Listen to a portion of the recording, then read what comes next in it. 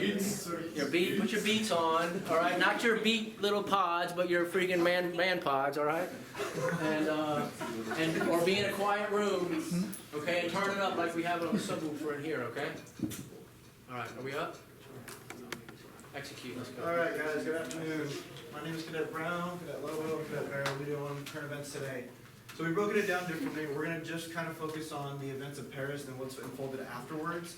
So we're going to break it down, U.S. strategy. Barry's going to do that. I'm going to cover the refugees and the passport issues.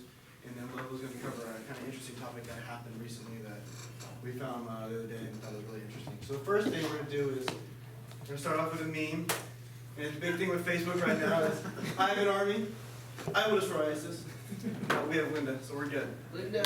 So the biggest thing we'll take away with this is Facebook, everyone keeps talking about how they're going to destroy ISIS and how we're going to help with, just basically posting something on Facebook really has no meaning. It's, you do it, cool. So I thought it'd be a nice icebreaker. What's the window? Wait, that's her name. Oh. Yeah, it's Linda. Oh, is he a Commodore? Yeah, her name was Linda something, so I will destroy ISIS. Oh.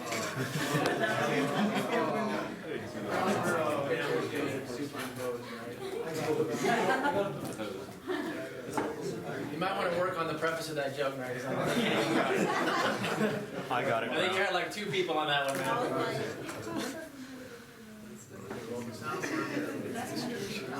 Destroy ISIS on the battlefield, and we will destroy them.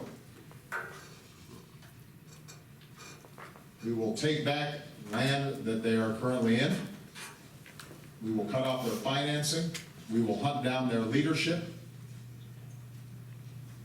We will dismantle their networks and their supply lines, and we will ultimately destroy them.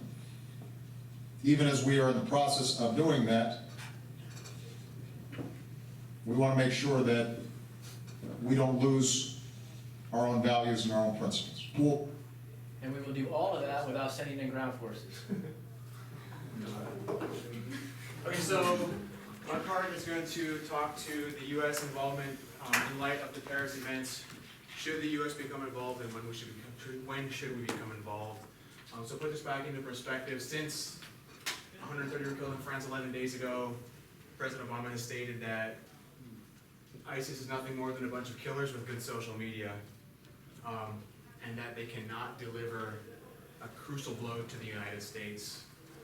He vowed, like he said in the movie, he vowed to destroy ISIS, but urges patience on the part of the United States. Because to assume another war will keep us safe like we did for Iraq and Afghanistan does not address the nature of terrorism at its core, right? So we need to think our strategy, right? Because once ISIS is defeated, who's going to hold that ground? And that's kind of why he's urging patience in that. In the same statement, I didn't show it because it's a 2-minute clip, President Obama also called out Russia because he feels Putin should fight ISIS and not help Assad in fighting the Syrian refugees, which created the vacuum in Russia for ISIS to thrive. Right, so then I got a quote on the bottom regarding 9/11, right? We've made some bad decisions subsequent to that attack, in part based on fear, right? And that's why we have to be cautious. So next slide, please. Do we take the bait and attack, or do we wait? Does the United States hold any responsibility for the Paris attack, and are we obligated to help? And the last question I pose to the class is, at what level do you feel the U.S. should intervene? Discuss. Execute.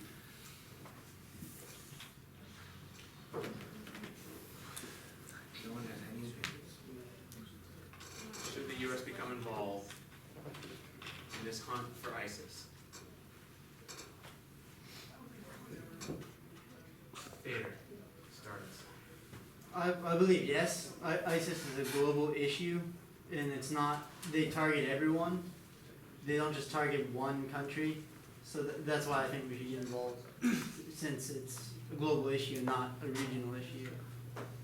Or a global threat. So do you feel we should take the bait as in Paris and attack immediately, or do we, go ahead, Julie? I think we should take it in a cyber war, but not on the grounds just yet.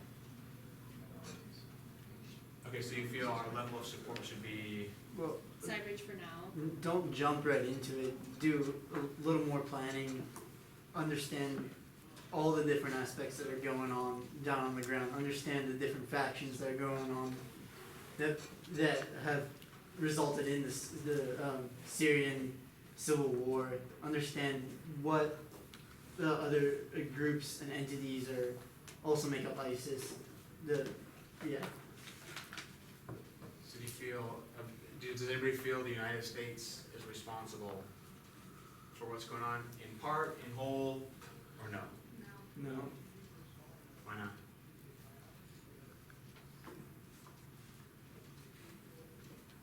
Who said no? I said no. Why not? I think one of the arguments could be that U.S. screwed up Iraq, which is why ISIS was able to take a hold in the first place, and then now somehow because of that, ISIS attacking Paris is our fault or our problem. But ISIS chose to attack. Hey, speak up. We can't hear you back here. ISIS chose to attack Paris for a reason, and not us. They picked them for some odd reason. There's probably some sort of goal behind it. So it's kind of that they attacked Paris. Is that our fault? No. Do you feel that the attacks on Paris, so it started with the plane being shot down over Egypt, the attack in Paris, do you feel ISIS is trying to broaden themselves now, and should we be proactive in our measure? It was Yes. blown up, right? By a bomb.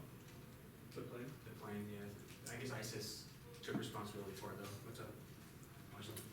I don't feel like we should get involved, but as one of the world's leading superpowers, I think that inevitably we will become involved. We can't go to war with ISIS because they're not a state. But with Putin now involved, I think that it could turn into a world war potentially. So I feel like we will get involved. I keep wondering why they didn't attack us. They attacked Russia, they attacked France, they attacked Turkey. It's like they're trying to pick a fight with everyone, but they haven't tried to pick a fight with us yet. Maybe they're waiting. I'm sure if they had the opportunity, they would.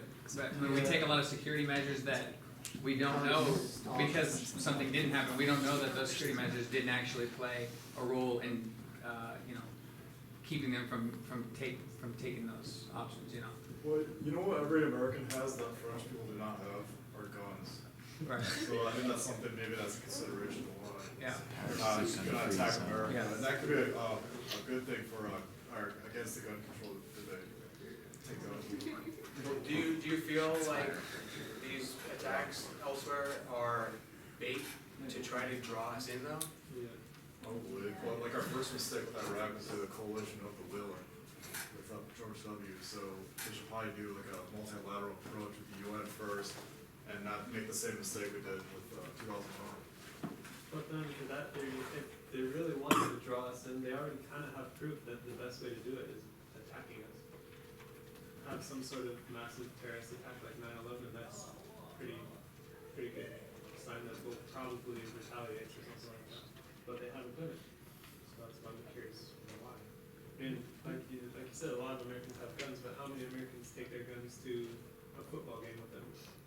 Or concerts, packed stadium, kind of like what they did in Paris, but for some reason they didn't do it. Hey, just real quick, I want to go back to, we are all in here in agreement that they did not attack us? Is that true? They killed one of their I know. I'm talking about us, Americans. Is there anything taking directly. responsibility for that shooting? Not directly? Where was it? The Marine recruiters that were shot Yeah. in, was it Tennessee? It happened over the summer while we were in CLC. Well, I was in CLC. Right. So I think they did take responsibility for that. What is France part of? NATO. Does that change your mind? Is your answer changed now? Still no. Do you think our enemy is smart? Yes. You do? So why do you think they attacked France? Because they're our ally. They have some involvement in Syria. And it's closer. It's closer. They've been our longest standing ally. So if they get involved, And it's potentially easier to like travel it. into France. Man, it's pretty easy to play on emotion and come help me. You know, you say that you're a superpower. You say that you support NATO, right? It's pretty. Don't you think they know that? Do you think they know our response? Yeah, 6. All right.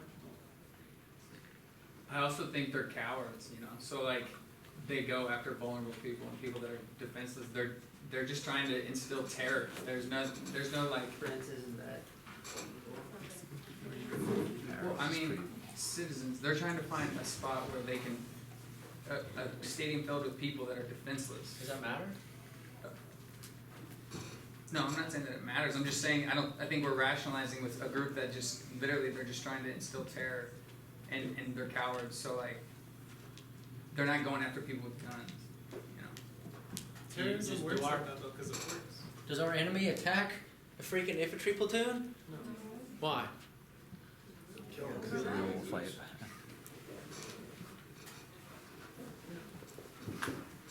Just saying. I think ideologically they attacked us in a way. I think maybe this was what Sir was getting at a little bit. I mean, we're responding. Our society is kind of responding as if they directly attacked us. If you look on Facebook, 90% of our profile pictures are in support of Paris. And so it really seems like we are reacting as if it wasn't an attack on the Western world. It was an attack on, because there's been attacks very recently in North Africa and other places, and how come that's not getting as much media attention? I Yeah, think why it's is because that? Americans are taking it a lot more personally. Why is that?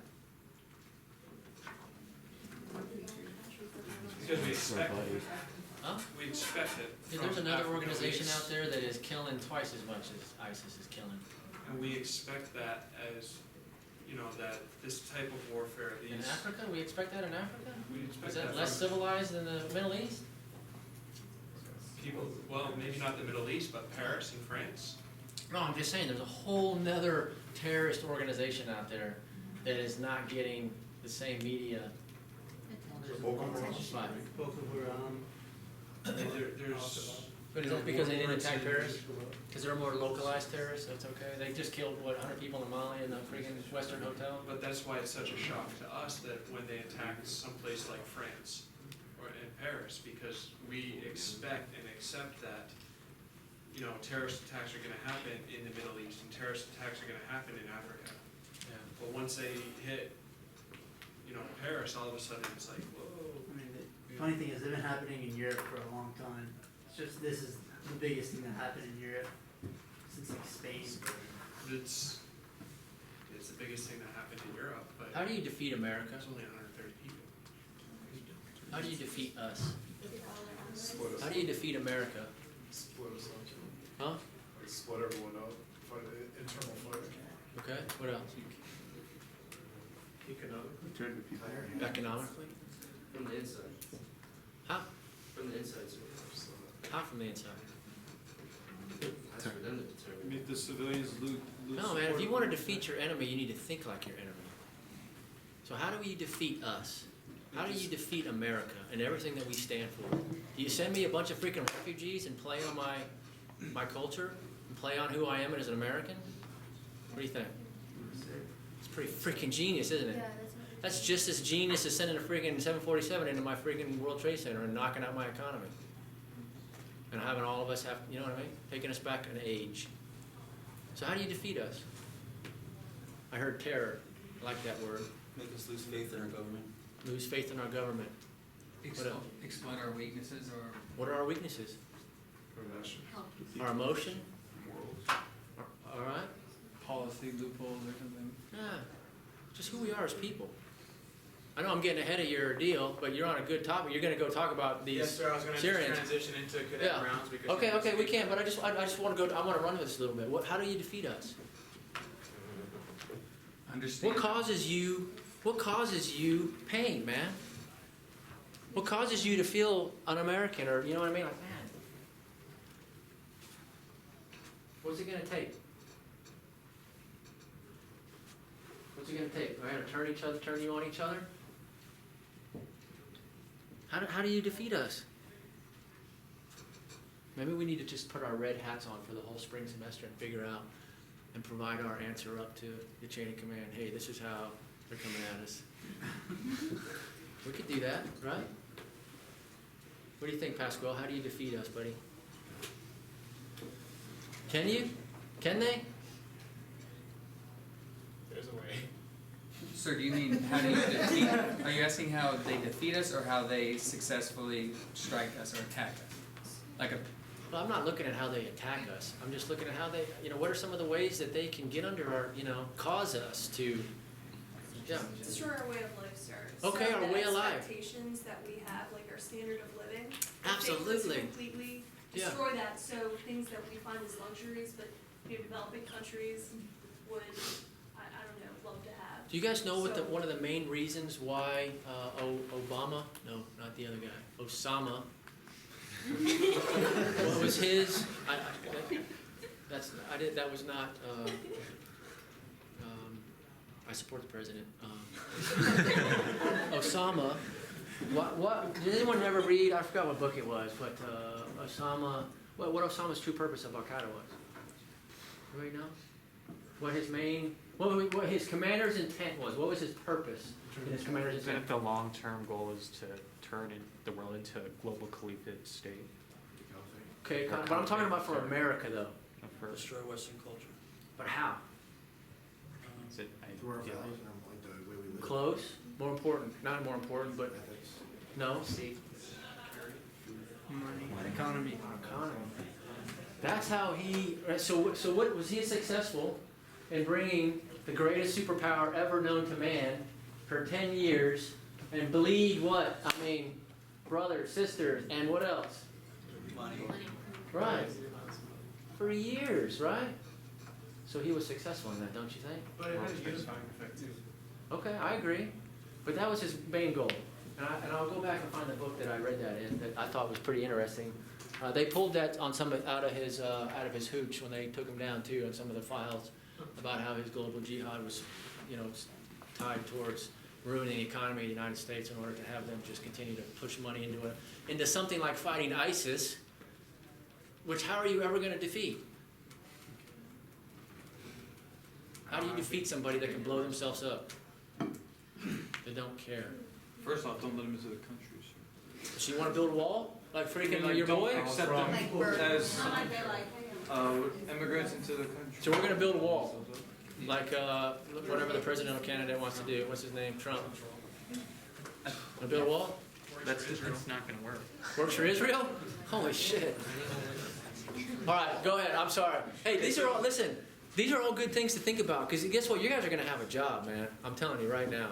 I'm coming out, and I thought we would make it better for you, and I apologize we didn't. Seriously, because I have kids, right? My goal was to fight these wars so that my kids didn't have to. Okay? Think about that, right? You're going to have kids. I'm turning this bad boy over to you at some point, okay, to take forward. If you really think about what I'm telling you, it's important, right? Because someday you guys are going to have, you have kids already, but some of you that are 19, 20, 22 years old are going to have children. And you want to turn this over. If you don't vote and you don't give a shit, you need to really look yourself in the mirror. Because this is your freaking world, right? And you're going to carry this thing on, and your kids are going to carry this thing on down the road. Make sense? All right, let's go. Let's talk about some. This is my favorite one. Go ahead. We're going to play on our character right here. I'm going to build off something which we've been talking about, and there's a few of these slides, and so I'm going to kind of build it down. It's going to be kind of confusing at the end, but I think you'll kind of see my intent. So, right after the attacks in Paris, there was 5 Pakistani and 1 Afghan man, fighting age males captured at the border in Arizona. So that's it's not Syrian, but there are people trying to infiltrate the U.S. So in 2014, fiscal year 2014, there were 4 Middle Eastern men that were captured at the border. That's it. Now, building into this year, after the Paris attacks, so in Honduras, last week what happened was there were 5 Syrian men attempted to use stolen Greek passports to enter the U.S. Now I'm going to get to that in a second, but later there's 2 more men and 1 Syrian woman, Pakistani man and 1 Syrian woman that again tried to enter the U.S., accused of being in the country illegally and possibly trying to get into the U.S. So of these men, one of them was a Syrian Christian. He was not a Muslim. So that kind of builds into, are these people really trying to just escape? Are they trying to come to the U.S. in these sleeper cells? It's really It's all individual based, it's not a group of people like the news has been portraying. So then you look at Laredo, Texas, you have 8 Syrians attempted to cross the border. Now, here's a different word we haven't seen yet. 2 families. 2 men, 2 women, and 4 children. Later that week, 5 Syrians, a family, and then 2 other men. Again, trying to cross the border from Mexico into the U.S. So there's been some kind of investigation, I guess, since this migration crisis has been going on, trying to check out what's been going on, how these people have been doing it, what's really the intent behind it. So a lot of them are leaving Syria just because they want to get out of the war. It's a really bad place to be. Anyone that's been to wars know it's not a good place to be around. These are these people's homes. They want to try to reestablish themselves. The big thing I want you to look at here is a reference to the 5 men with the Greek passports. They made it from Turkey, flew to Brazil, traveled to Argentina, flew from Argentina to Costa Rica to Honduras, and they were making their way to the U.S. That's pretty crazy, right, with fake passports from Greece. So what I found is, it's out there. It's about $700 to get a fake Syrian passport to mix in with these Syrian refugees. Did you Google that? I did, sir. You might want to check your outside van that's sitting outside your house tonight when you get home. There funny antennas on it? I'm just kidding, go ahead. So, one thing to do is a news source. I didn't actually look at how to get it. This is the news source that was posted. So it's about $700, and you can also get, to validate your stories, graduate degrees, marriage license, anything. So you can try to have a fake identity and move across these states. How many of you before you turned 21 had a fake ID to get beer and bar? Raise your hand. How many of you had a fake ID to get beer and bar before you were 21 years old? Really? Only 3 of us? Is this a trick? No, I'm being serious. So I'm asking you for your integrity right now. How many of you had a fake ID?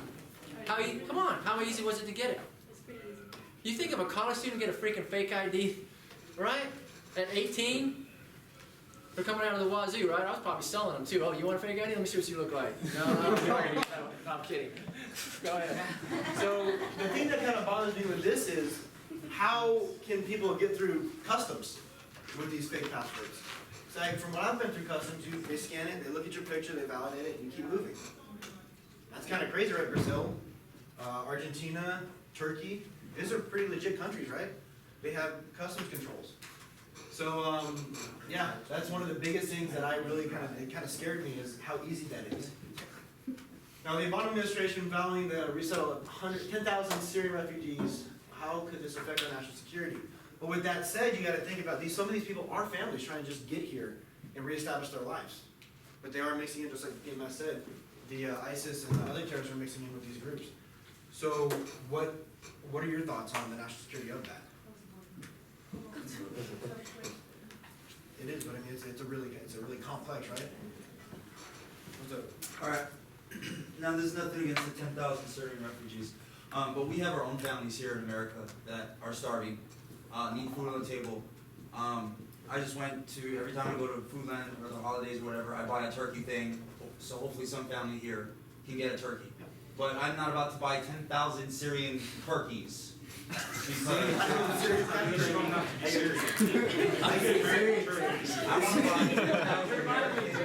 10,000 turkeys. But here's the thing. Sorry. Syrians are not people. 10,000 people that are dislodged from their place. So Colonel Carson, I kind of talked about this earlier when we were in the other room. It's a great point.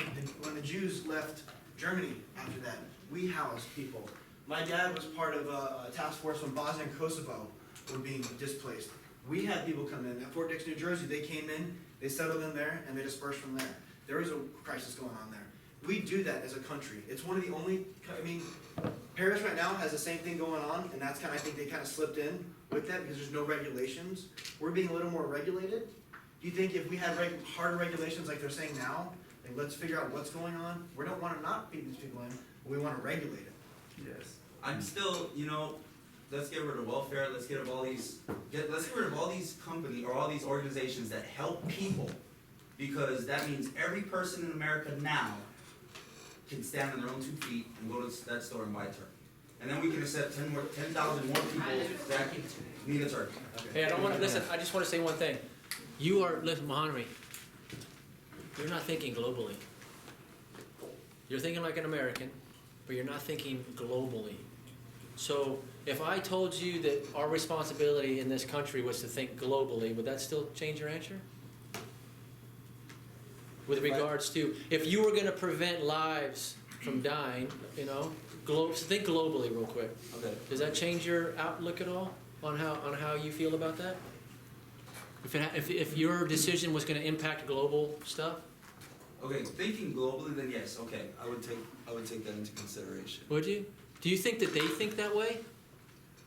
Or do you think the CNN, you know, do you think those people think like we do? Sir, I have a question. Why, or maybe I didn't do enough research, but why does it seem like all this stuff is getting pushed onto us?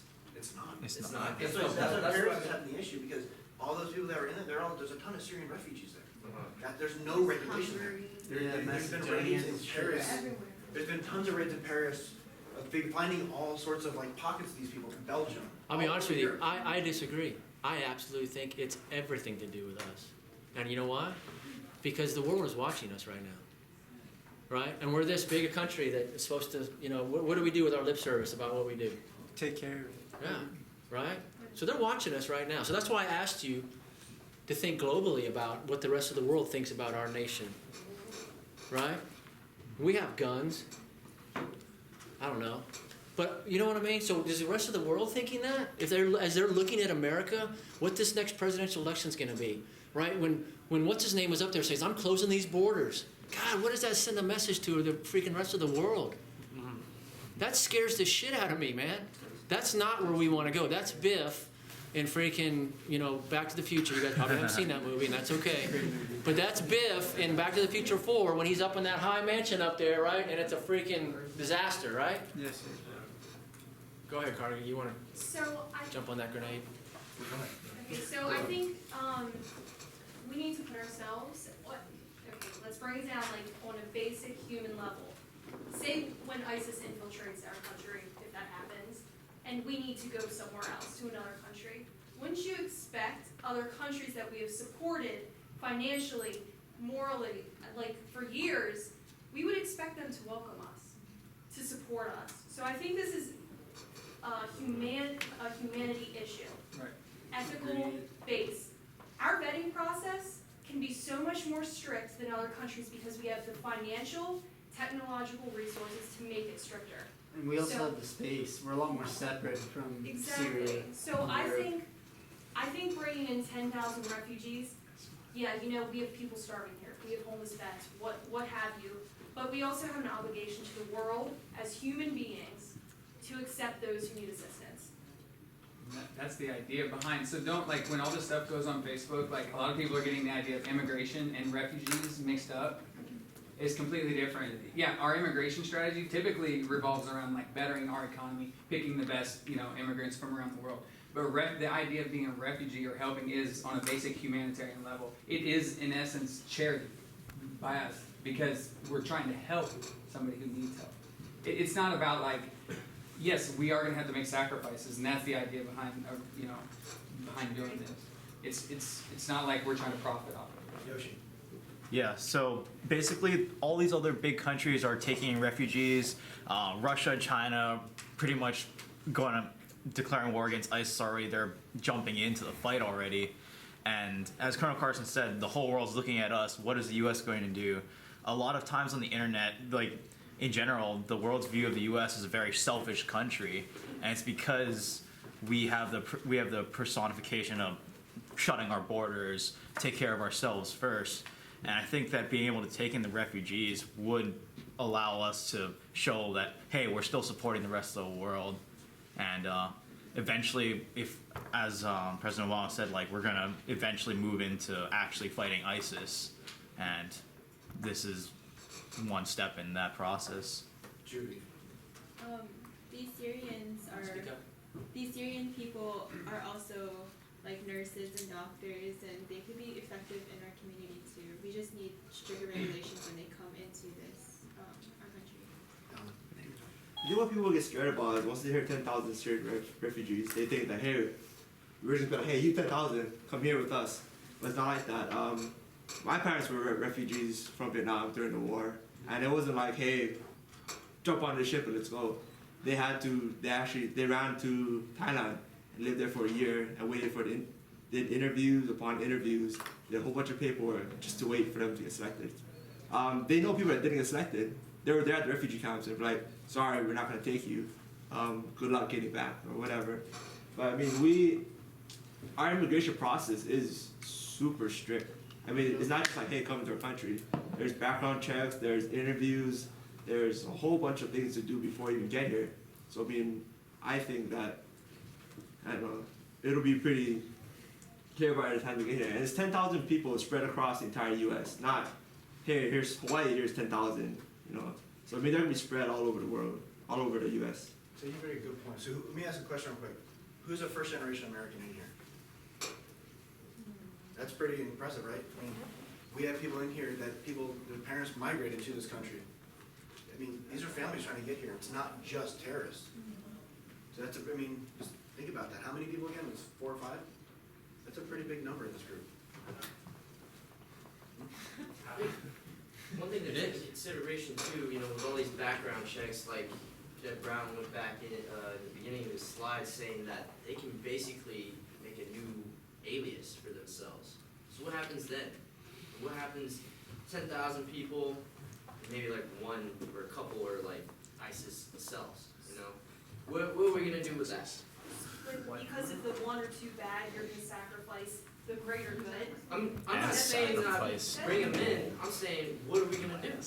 You know? Because we have a national security, we got people to worry about. You saw the things what happened in Paris. That was a highly coordinated attack with people coming in from Paris into France from all around Europe, from the Middle East. So what are we gonna do? So 130 people died in Paris, right? That's a drop in the bucket compared to how many people died in Oklahoma City when Timothy McVeigh blew up. Homegrown. Right? Homegrown. Right. He was an American. So What are you trying to do? can you really say that, oh no, it's the Syrians that are gonna attack us? What about Ted Kaczynski? All these homegrown terrorists and stuff like that. Terrorism is everywhere. We have terrorists in our country. Period. And 10,000 people is a drop in the bucket compared to how many refugees other nations have been bringing in. So Lobanav's point about making fraudulent ID and stuff, that's actually what happened in Europe, and our screening process is quite different from theirs. And like a lot of people have said, it's very robust. But some numbers kind of go with sorry for that. Since 2001, 850,000 refugees in the United States, only 3 have been convicted of terrorist attacks. That's 1 in every 286,000. In America, 1 in every 22,000 have committed murder. So to support what you're saying, the threat here is way more. And as well, the refugee process, you don't get to pick what country you go to. It just so happens it's dealt on an international level as well. There's international law that takes effect. So we have to keep that in mind. So you don't, like, I think Lynn can testify to this, like, you don't get to pick what country you go to. It just happens as long as they are in agreement with accepting refugees. So you need to look at the legal aspects as well. Where are they gonna stay and like work and eat and start a living for themselves? Yeah, there's transitional programs. We're gonna set up programs for them, we can set up programs. There are programs for vets, they choose not to use them. There are programs for all these people. So being in war and being somewhere where your house is blown up, your people you know are dying daily. They're trying to escape. These are families trying to replace themselves somewhere else where it doesn't happen. I get it, our society sucks sometimes because we don't take care of certain people. There are programs, some of these people just don't wanna do it. I get your frustration, but I mean, it's not really that many people either. 10,000 compared to what they're taking in other countries. Like Germany. And it's the thing that I keep talking about with Europe is there's no borders. You can cross countries pretty easily. It's, for us, we have oceans. Except in Hungary now, they have At least on 2 sides.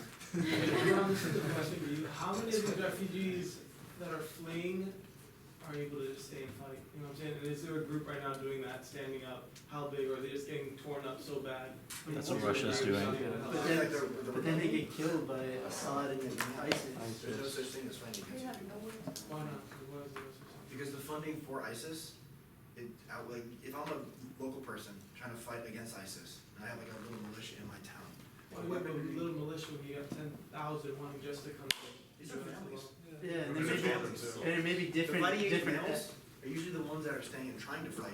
These are usually just families. Women, children, and old people. The fighting age males are usually the ones that have to stay. I wanna put you in a little scenario real quick.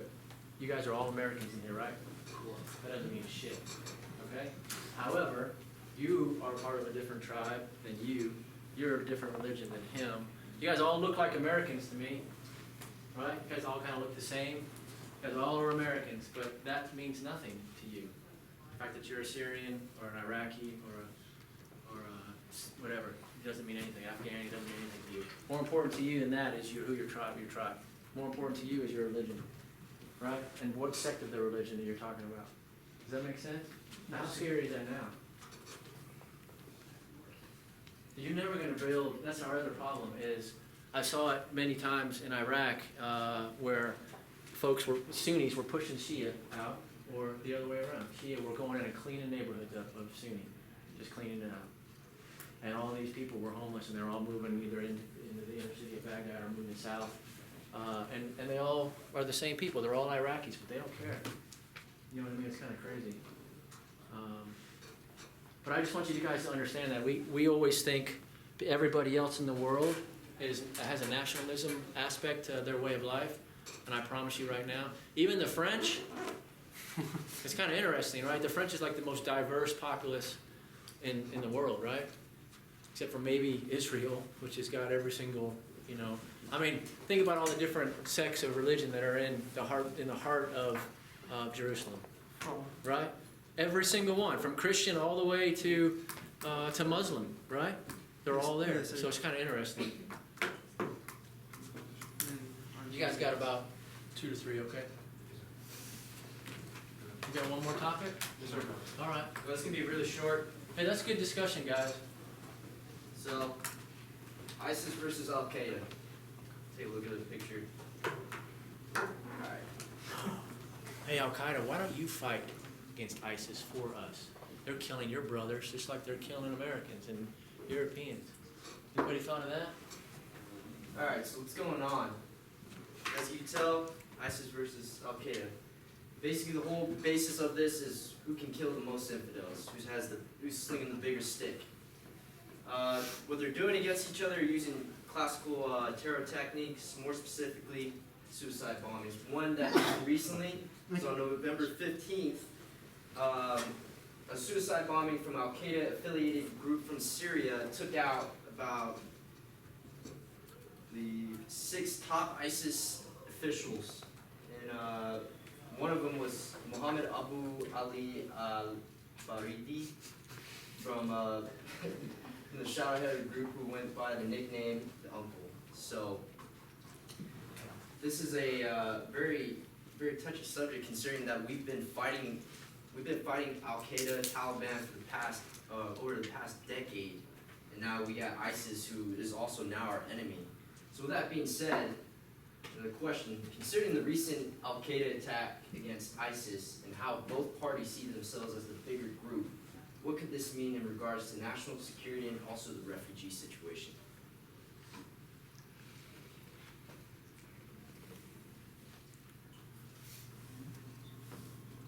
It's a little bit different, but the hacktivist group Anonymous attacked ISIS in cyber attacks, and that's working out pretty good for us. Yeah. Anonymous isn't really a friend of ours either, but if we can do it with them, we might be able to find a way to do it without that. So the question is, does that justify their actions? Who's The hacker group Anonymous or even Al Qaeda's? doesn't matter. I've heard that Anonymous has been having a lot of negative impacts on our ability to track, because there's a big conflict in being able to, whether we shut down some of their cyber stuff because we've used it as a way of like tracking them in what they do, So it's like, do we shut it down or do we continue to let them have a lot of communication so we can track it? And Anonymous is kind of getting involved in sort of an arbitrary way that's just kind of causing more problems, I think, than it's helping. I guess anybody else have any ideas in regards to the question?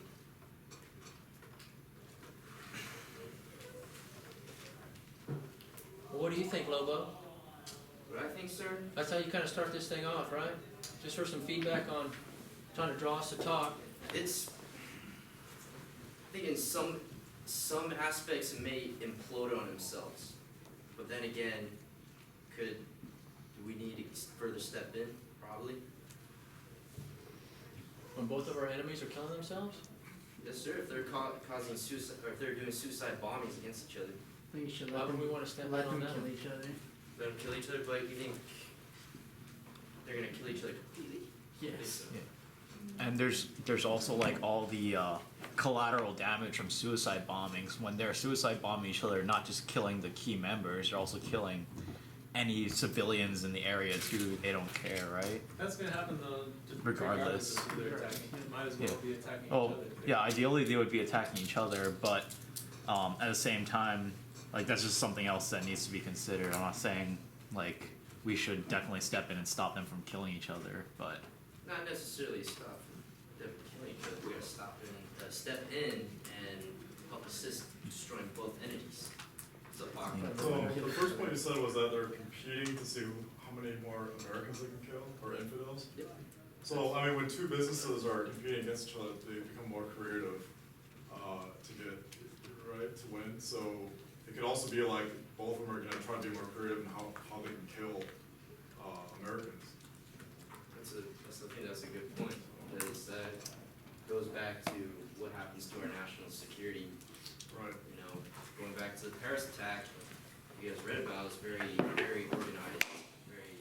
We could easily, I mean, take advantage of the whole, like, everyone has guns here and then just infiltrate the country, join ROTC or join a community college and shoot up the place, because that's what's been happening recently. So. I think a big concern here would be that, because one of our biggest tools could be, or needs to be, reducing the appeal for them to be able to recruit people, vulnerable people, people that are poor or whatnot, and the risk here, I think, would be one of them gaining power. You know, if there's people over there that are trying to decide, you know, what kind of groups to join and whatnot, I think one could actually gain power by, you know, knocking out the other one. Any other thoughts before we close out? Thank you.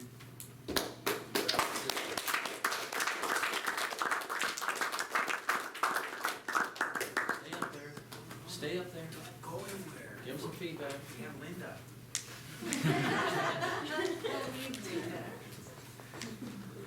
How do we do? I think this is a very good, engaging topic of discussion. It was a good idea or decision that you guys made to just keep it solely on one subject. So I think that was a good feature for the discussion.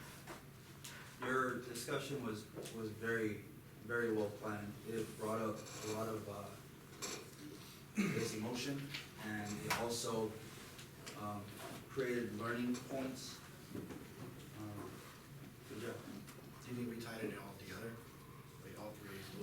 It has a point where it is all tied together. I don't know if we're getting the points, but yeah. Sorry, I'm just slowing up take or whatever.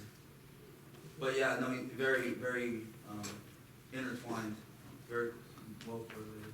One improve, I'd say just have like some statistics or maybe some counter arguments. I know a big one is they want these refugees to stand up and fight. So if you could, instead of saying, hey, usually this many people are coming, usually it's just families, instead of being like, hey, check this out, 50,000 are leaving, you have 40,000 women and children, 10,000, you know what I'm saying, break it down so it's like, okay, this is the actual number of fighting men that are actually fleeing. It's not, you know, proportionate to the whole ISIS terrorist group that we're trying to fight. It's a very tough subject. Very, very discussion as well. To go off that buck, I think it's definitely nice that you addressed it, because this is something that we are dealing with, whether it be in social media, here in school, and as future officers. something that we need to talk about. So I'm glad you brought it up, even though it's, yeah, heavy stuff. I definitely liked how it turned into a discussion on ethical, to a point, ethical decisions that we might be faced with on the global scale. Would you let 10,000 refugees in? What kind of ethical decision would you make? So tied in nicely to what we discussed in class.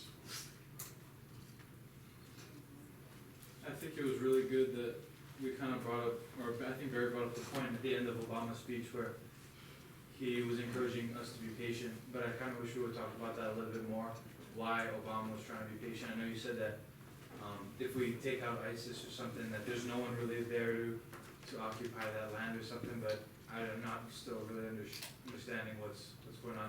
Why are we stopping ourselves from going through this? It seems like everybody and their dad on social media wants to go out and jump out of planes and shoot people in the face in the middle of the night, especially all the ones that aren't even in the military doing anything about it. Right. And Linda too, Linda wants to fight. But everyone and their dad wants to go shoot someone, and So that's why I brought up the discussion. it's like, why are we waiting? Should we wait? Dope, we're not. If you think that we're not doing anything, you're way wrong, Brady. Well, I'm trying to, there's stuff going on right now, but Obama just, or I just. You know watched- why why do you think Obama said to be patient? Because he's leaving. Huh? Huh? Okay, that's one way, but I don't agree with that, maybe, but why? Why do you think he said, I think Obama's a smart guy. I feel Huh? there's already a plan being executed. Yeah. Okay, I think that's part of it. The results yet. What else? To keep the American public calm. He could be say we're gonna be. Still in Iraq and Afghanistan. you What know, else? Not reacting based upon emotions, sir. Okay, that's So- huge, yeah, what else? So a lot of the public that has no experience with the military, they see a reaction Yeah. as being bombings and getting troops Yeah. on the ground. They don't understand all of the inner workings Wow. that go behind the scenes. It's kind of like how we want to influence the